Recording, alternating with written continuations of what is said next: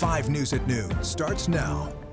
The man accused in the Charlie Kirk shooting makes a virtual court appearance today. The latest is formal charges are set to be announced. And leaders in Taneytown will vote tonight on changes that could be coming to your utility bill.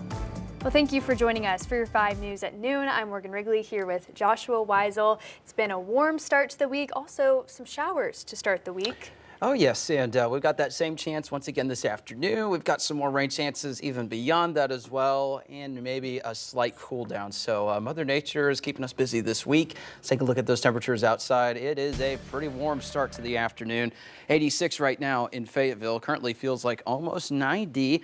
Let's take a look at what's going on in Fort Smith. You can see 90 and it feels like 92. So it's nice and sunny and warm. Got a little bit of energy swinging in today. So these warm temperatures may lead to some showers and thunderstorms here and there. But like yesterday, not everyone's going to see it. Here's a look at what we got with those temperatures. 80s and some 90s right now at noon. So it's pretty warm out there. That's not even the warmest temperature we'll see today.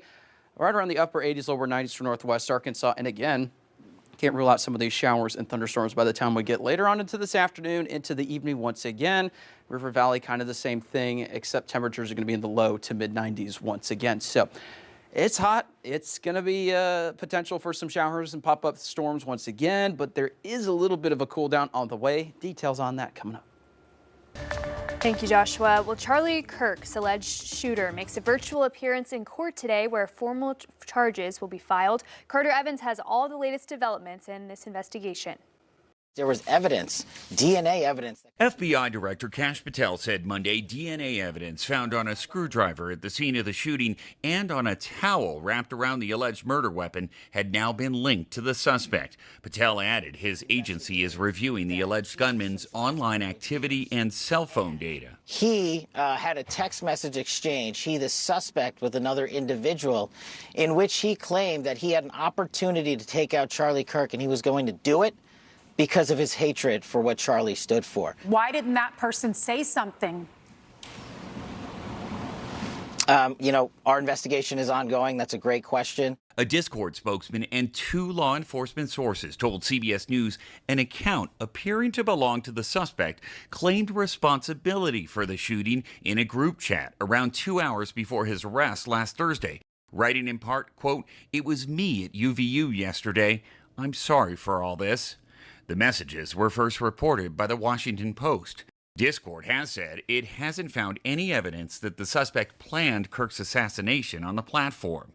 While no motive has been identified, the FBI director said the suspect's family and friends told investigators he subscribed to a left-wing ideology. We have to talk about this incredibly destructive movement of left-wing extremism that has grown up over the last few years, and I believe is part of the reason why Charlie was killed by an assassin's bullet. Hosting his friend's podcast late Monday, Vice President J.D. Vance vowed to prevent what he called festering violence on the far left. And appearing as a guest, President Trump's Deputy Chief of Staff, Stephen Miller, argued Kirk's death was the result of an organized campaign of terrorist networks, though he offered no evidence to support that claim. We are going to use every resource we have at the Department of Justice, Homeland Security, and throughout this government to identify, disrupt, dismantle, and destroy these networks and make America safe again for the American people.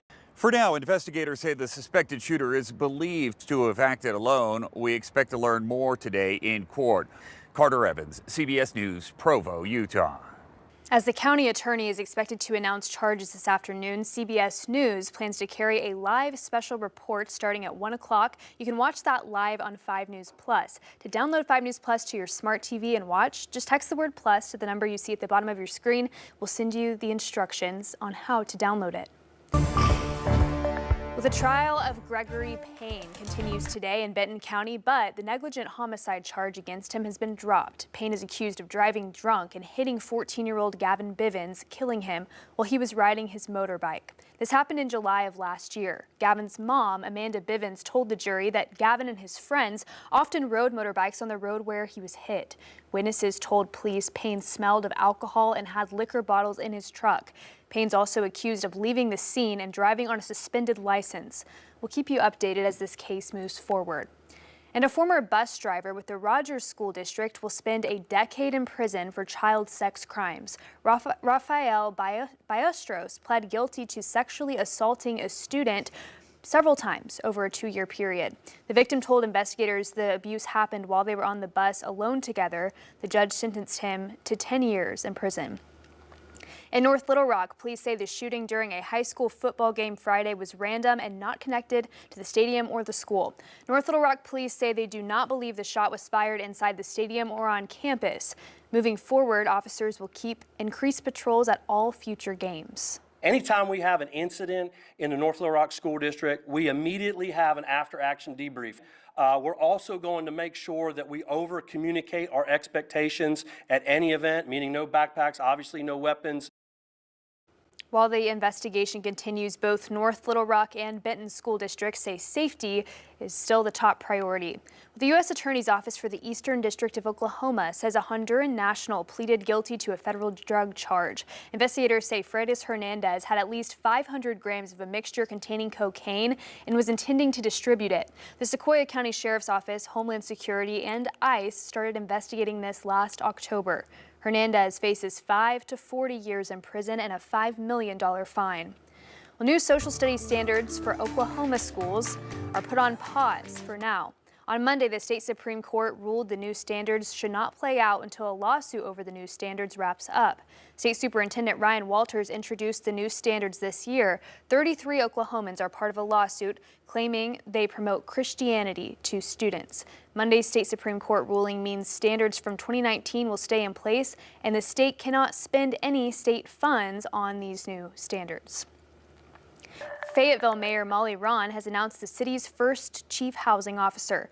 Marley Stark will now also lead the Department of Housing and Community Services. She will focus on initiatives to address the city's housing needs through offering tools and resources. She is a Fayetteville native who began serving as the city's Economic Vitality Manager in 2023. Well, changes could be coming to utility bills in Taneytown. Tonight, the City Council is expected to vote on a proposed sewer rate increase that could take effect as early as Thursday. A proposed ordinance says the rate hike would give the city enough money to run the sewer system. Residents will have a chance to speak before that vote. City documents show homes could see bills go up a little more than $1 per 1,000 gallons. For businesses, that jump is just over $2, and for industrial buildings, more than $3. Tonight's meeting is scheduled for 6 this evening at Taneytown City Hall.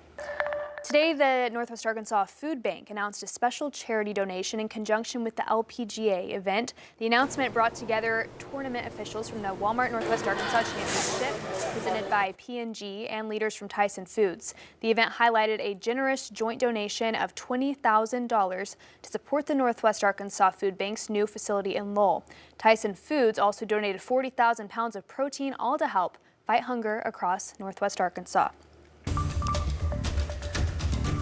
The entertainment world has lost a true icon. Legendary actor, director, and activist Robert Redford has died at his home in Utah at the age of 89. Jared Hill looks back at his extraordinary career.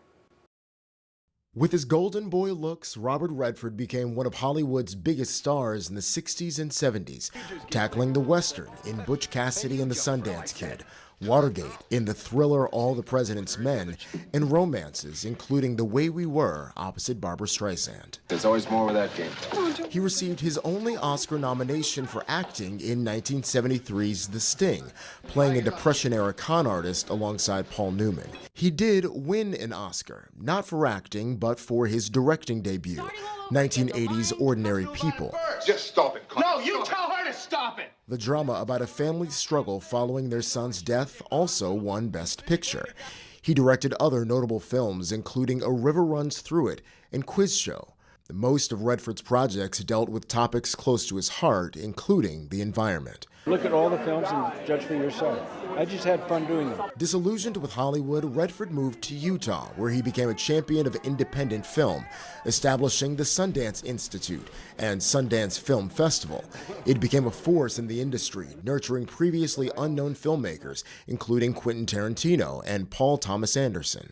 Our job and our role is to create a space and a platform to bring new voices and new ways of seeing the world using independent film to this place. That's it. In a statement, Redford's publicist said he died at his home at Sundance, the place he loved, surrounded by those he loved. Jared Hill, CBS News. Redford was married twice and had 4 children. 2 are still surviving.